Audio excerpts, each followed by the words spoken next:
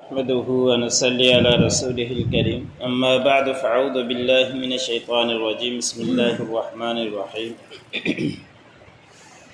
يا أيها الرسول كلوا من الطيبات واعملوا صالحا إني بما تعملون عليم وإن هذه أمتكم أمة واحدة وأنا ربكم فاتقون فتقطعوا أمرهم بينهم زبرا كل حزب بما لديهم فرحون فذرهم في غمرتهم حتى حين أيحسبون أنما نمدهم به من مال وبنين نسارع لهم في الخيرات بل لا يشعرون۔ سورۃ المؤمنون کا درس چل رہا ہے۔ اسی سورت کے آیت نمبر 51 سے لے کر 56 تک تلاوت کی۔ ان آیتوں کے اندر پہلی آیت کے اندر اللہ رب العزت نے بیان فرمایا کہ اے پیغمبرو، اے اللہ کے رسولو، تم پاکیزہ چیزیں کھاؤ اور نیک اعمال کرو، بے شک جو کچھ تم عمل کرتے ہو اللہ رب العزت جاننے والے ہیں۔ اب مفسرین نے لکھا ہے کہ یہ آپ صلی اللہ رب العزت کا انبیاء کے ساتھ ساتھ پوری امت مسلمہ کے لیے یہی حکم ہے کہ پاکیزہ چیزیں کھاؤ اور نیک اعمال کرو۔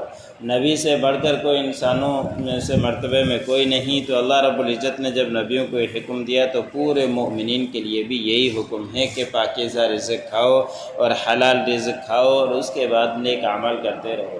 حلال رزق کھانے کے فوائد بھی بہت ہیں اور حرام کھانے کے نقصانات بھی بہت ہیں۔ جب حلال کو انسان کھائے گا، جب بھی ہاتھ اٹھائے گا تو اللہ رب العزت اس کی دعاؤں کو قبول کریں گے۔ اگر حرام کھائے گا، ایک ہی لقمہ ہو، پھر جتنے بھی چاہے دعائیں کرتا رہے تو حدیث مبارک میں آتا ہے کہ ان کی دعائیں پھر قبول نہیں ہوا کرتی۔ اور حلال کھانے کے بعد نیک اعمال کے اندر بھی بہت بڑا اثر پڑتا ہے، اور جس طرح کے جو بھی عمل کرنے والے ہیں تو اللہ رب العزت دیکھنے والے ہیں، اللہ رب العزت کے علم میں ہے۔ اب ایک چیز ہوتی ہے حلال اور دوسری پاکیزہ، اس کے اندر فرق کیا ہے؟ تو حدیث مبارک میں آتا ہے، مفسرین نے بھی لکھا ہے کہ حلال چیز، جانور جو حلال ہیں جن کو اللہ رب العزت نے حلال کیا ہے وہ حرام ہیں، مرغی ہے، بکری ہے، بھینس ہے، جس طرح کی بھی جو چیزیں ہیں تو یہ حلال ہیں، اس کے اندر کوئی حرام کی چیز نہیں ہے۔ لیکن اگر یہی چیز کہیں سے چوری کر کے لے آیا اور چھپا کر لے آیا، کسی کو بتلایا نہیں، تو پھر یہ پاکیزہ نہیں رہے گی، اس لیے کہ اس کے اندر دوسرے کا حق لاحق ہو گیا ہے۔ اب دوسرے کا حق اس کے اندر جڑا ہوا ہے چوری کی وجہ سے، یا کسی سے چھین کر لایا، تو پھر یہ اس کے لیے پاکیزہ نہیں بنے گی۔ ہے چیز تو حلال لیکن پاکیزہ نہیں ہے۔ تو یہ دونوں چیزوں کا لحاظ کرتے ہوئے انسان، اور اللہ رب العزت نے تمام انبیاء کو بھی یہ حکم دیا کہ حلال چیز کھاؤ اور پاکیزہ چیز کھاؤ اور اس کے بعد نیک اعمال بھی کرتے رہو، تو اللہ رب العزت تمہارے نیک اعمال کو بھی قبول فرمائیں گے۔ پھر اگلی آیت میں اللہ رب العزت نے فرمایا کہ تمام انبیاء جتنے بھی آئے سب کا دین ایک ہی دین ہے، اور میں ہی تمہارا پروردگار ہوں، اور وہی ہے کہ اللہ رب العزت کے سوا کوئی معبود نہیں، اور اللہ رب العزت ہی ہیں عبادت کے لائق ہیں۔ اور ایسے ہی جو انبیاء اکرام آئے ان کی پیروی کرنا یہی دین تھا، لیکن پھر الگ سے گروہیں بنا دیے گئے کہ دین کے کفریہ باتیں نکال دی گئی، بت بنا دیے گئے اور اس طرح کے کام کر دیے گئے۔ تو اللہ رب العزت نے فرمایا کہ انہوں نے ایک ہی دین تھا، لیکن انہوں نے آپس میں مل کر دین کے ٹکڑے ٹکڑے کر دیے اور الگ الگ گروہ بنا دیے، اور ہر ایک کے پاس ایک گروہ ہے اور وہ اپنے ہی ان باتوں کے اوپر خوش ہو رہا ہے، اور اس کو معلوم ہی نہیں کہ میں عقائد میرے صحیح ہے یا نہیں ہے، لیکن اپنے ہی کاموں کے اوپر وہ خوش ہی چلے جا رہے ہیں۔ اور پھر یہی کام اللہ رب العزت نے فرمایا کہ آگے چل کر ان کو نقصان دیں گے، ورنہ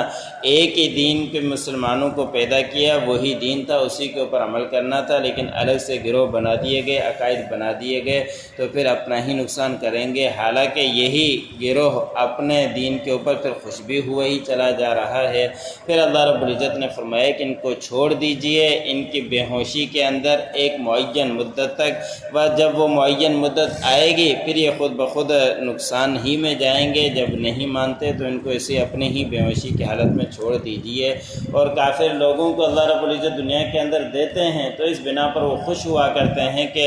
ہمارے لیے اللہ کو محبوب ہیں اس لیے ہمیں ملتا ہے۔ تو اللہ رب العزت نے فرمایا کیا یہ لوگ گمان کرتے ہیں کہ بے شک ہم ان کو امداد دیتے ہیں دنیا کے اندر مال میں سے اور اولاد میں سے، تو یہ خوش ہونے کی ضرورت نہیں ہے، ان کا بدلہ اجر دنیا کے اندر ہی ان کو ملا جا رہا ہے، اور ہم بھلائی کے اندر ان کے لیے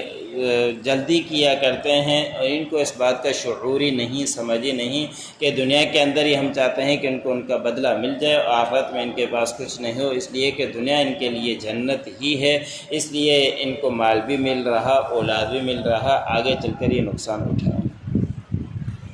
یا ایھا الرسول کلوا من الطیبات واعملوا صالحا، اے پیغمبرو، اللہ کے رسولو، کھاؤ پاکیزہ چیزوں میں سے اور نیک اعمال کرو، انی بما تعملون علیم، بے شک جو کچھ تم عمل کرتے ہو میں جاننے والا ہوں۔ وَإِنَّ هَذِهِ أُمَّتُكُمْ أُمَّةً وَاحِدَةً، بے شک یہ تمہاری امت ایک ہی امت یعنی ایک ہی دین تھا، وَأَنَا رَبُّكُمْ فَاتَّقُونِ، پس میں ہی تمہارا رب ہوں، پس مجھ ہی سے ڈرتے رہو۔ فَتَقَطَّعُوا أَمْرَهُمْ بَيْنَهُمْ زُبُرًا، پس انہوں نے آپس میں معاملے کے اندر گروہ درد گروہ بنا دیے، كُلُّ حِزْبٍ بِمَا لَدَيْهِمْ فَرِحُونَ، اور ہر گروہ اپنے پاس ہے جو اس کے پاس ہے اس کے اوپر خوش ہو رہا ہے۔ فَذَرْهُمْ فِي غَمْرَتِهِمْ حَتَّىٰ حِينٍ، پس ان کو چھوڑ دیجئے اس بے ہوشی کے حالت میں ایک معین مدت تک۔ أَيَحْسَبُونَ أَنَّمَا نُمِدُّهُمْ بِهِ مِن مَّالٍ وَبَنِينَ، کیا وہ گمان کرتے ہیں کہ بے شک ہم ان کی مدد کر رہے ہیں مال کے ساتھ اور اولاد کے ساتھ؟ نُسَارِعُ لَهُمْ فِي الْخَيْرَاتِ، ہم جلدی کرتے ہیں ان کے لیے بھلائیاں دنیا کے اندر، بل لا یشعرون، بلکہ ان کو اس بات کا شعور ہی نہیں۔ اس پر حسن عمل کرنے کی